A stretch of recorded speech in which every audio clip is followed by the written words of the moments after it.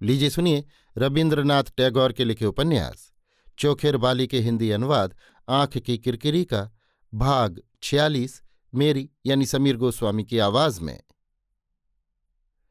अन्नपूर्णा काशी से कलकत्ते आ गईं और धीरे धीरे राजलक्ष्मी के कमरे में प्रवेश करके उन्होंने राजलक्ष्मी को प्रणाम करके चरणों की रज माथे से लगाई।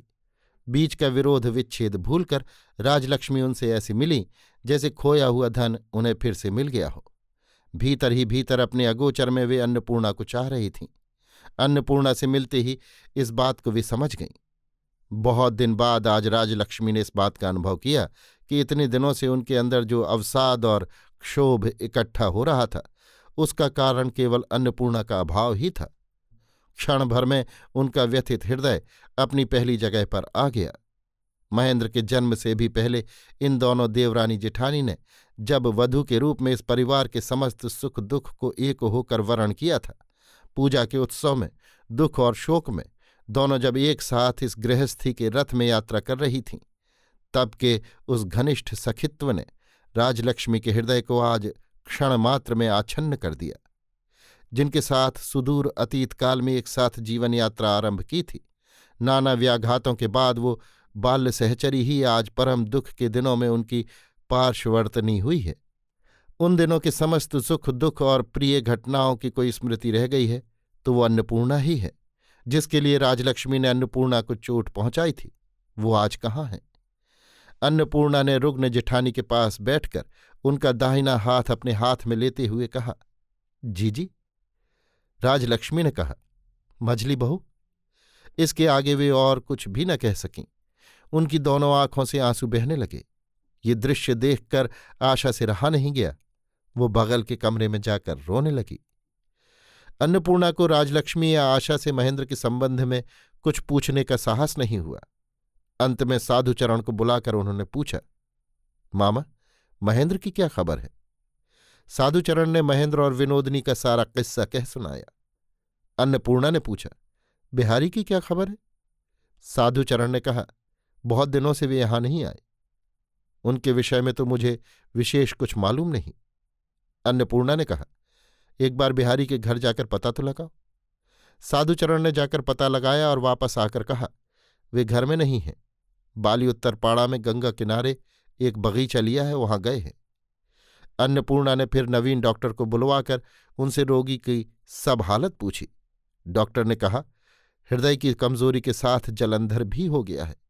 अचानक कब क्या हो जाए कुछ कहा नहीं जा सकता।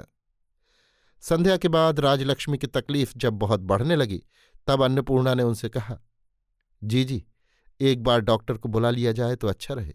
राजलक्ष्मी ने कहा, नहीं मझली बहू, डॉक्टर से मेरा कुछ नहीं होने का। अन्नपूर्णा ने कहा, तो तुम किसे बुलाना चाहती हो बताओ।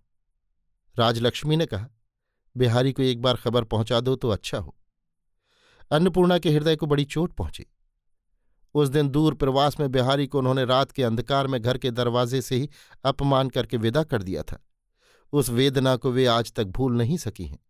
बिहारी अब कभी भी उनके दरवाजे पर नहीं आएगा। इस जीवन में बिहारी के उस अनादर का अब वे कभी भी प्रतिकार कर सकेंगी, इसकी उन्हें कोई आशा ही नहीं थी। अन्नपूर्णा एक बार ऊपर गईं महेंद्र के कमरे में। घर भर में ये कमरा ही एक दिन आनंद निकेतन था। आज उस कमरे में कोई सौंदर्य नहीं। सारा सामान विशृंखल पड़ा हुआ है। साज सज्जा अनादृत हो रही है। छत के गमलों में कोई पानी तक नहीं देता। पौधे सब सूख गए हैं। मौसी छत पर गई हैं, ये मालूम होते ही आशा भी धीरे धीरे ऊपर पहुंच गई। अन्नपूर्णा ने उसे छाती से लगा लिया और उसका मस्तक चूमा। आशा दोनों हाथों से उनके पांव पकड़कर बार बार उन पर अपना सिर छुआने लगी। कहने लगी, मौसी मुझे आशीर्वाद दो, मुझे शक्ति दो। आदमी इतना कष्ट सह सकता है, इसकी मैंने कभी कल्पना भी नहीं की थी। मैयारी, इस तरह अब और कितने दिन सहती रहूंगी। अन्नपूर्णा वहीं जमीन पर बैठ गई। आशा उनके पैरों के पास सिर रखकर लौट गई।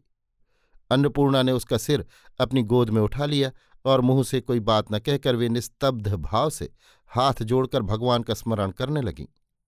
अन्नपूर्णा के स्नेह चिन्हित निशब्द आशीर्वाद ने आशा के गंभीर हृदय में प्रवेश करके बहुत दिन बाद उसमें शांति ला दी। उसे ऐसा मालूम हुआ मानो उसका अभीष्ट अब सिद्ध होने वाला ही है। देवता उस जैसी मूढ़ की अवहेलना कर सकते हैं, किंतु मौसी की प्रार्थना को नहीं ठुकरा सकते। इस तरह आशा अपने हृदय में आश्वास और बल पाकर बहुत देर बाद एक दीर्घ निश्वास छोड़कर उठ के बैठ गई और बोली, मौसी, बिहारी लाला जी को एक चिट्ठी लिखकर बुला लो तो अच्छा हो। अन्नपूर्णा ने कहा, नहीं, चिट्ठी लिखने से काम नहीं चलेगा। आशा ने कहा, तो फिर उन्हें खबर कैसे दोगी? अन्नपूर्णा ने कहा, कल मैं ही खुद बिहारी से मिलने के लिए जाऊंगी। अभी आप सुन रहे थे रवीन्द्रनाथ टैगोर के लिखे उपन्यास चोखेर बाली के हिंदी अनुवाद आंख की किरकिरी का भाग 46 मेरी यानी समीर गोस्वामी की आवाज में।